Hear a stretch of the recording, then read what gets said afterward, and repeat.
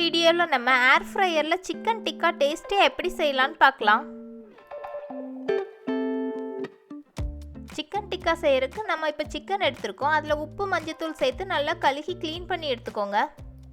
1 spoon அளவு கொத்தமல்லி விதை, 1/2 ஸ்பூன் அளவு சீரகம், 1/2 ஸ்பூன் அளவு பெருஞ்சீரகம், கொஞ்சமாக குருமிளகு, காரத்துக்கு ஏற்ற மாதிரி காஞ்ச மிளகாய். இந்த 5 இன்க்ரீடியன்ஸை எண்ணெய் சேர்க்காம வெறும் பாத்திரத்திலேயே வச்சு லோ ஃப்ளேமில் வச்சு வறுத்து எடுத்துக்கோங்க.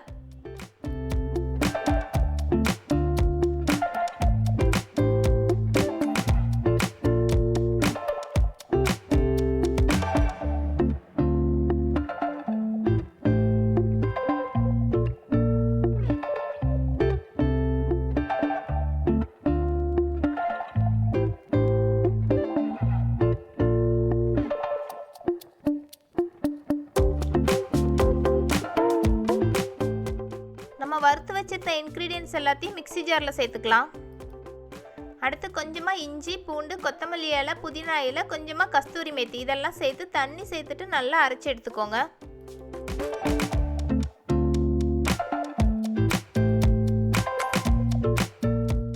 கொத்தமல்லி விதை சேர்த்துருக்கனால கொஞ்சம் நல்லா ஃபைன் பேஸ்ட்டாக அரைச்சி எடுத்துக்கோங்க.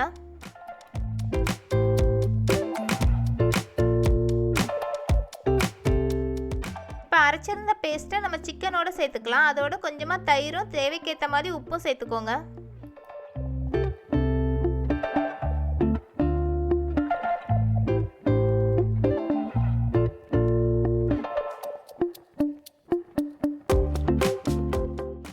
நல்லா மிக்ஸ் பண்ணிவிட்டு 2லேருந்து 3 மணி நேரம் நல்லா ஊற வச்சு எடுத்துக்கோங்க. குறைஞ்சது 1 மணி நேரமாவது ஊறணும். அப்போ தான் மசாலாம் நல்லா செட் ஆகி டேஸ்ட்டாக இருக்கும்.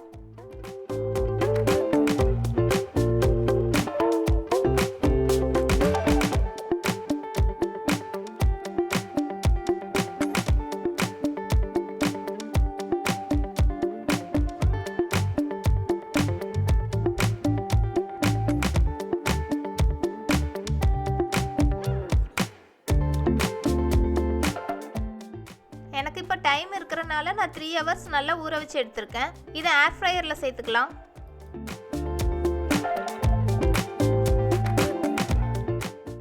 இப்போ ஏர் ஃப்ரையரில் 180 டிகிரியில் 20 மினிட்ஸ் குக் பண்ணியிருக்கேன். நான் மீடியம் சைஸ் சிக்கன் பீஸ் தான் எடுத்திருக்கேன். நீங்கள் பெரிய சைஸாக இருந்துச்சுன்னா 30 மினிட்ஸ் to 40 மினிட்ஸ் கூட குக் பண்ணணும்.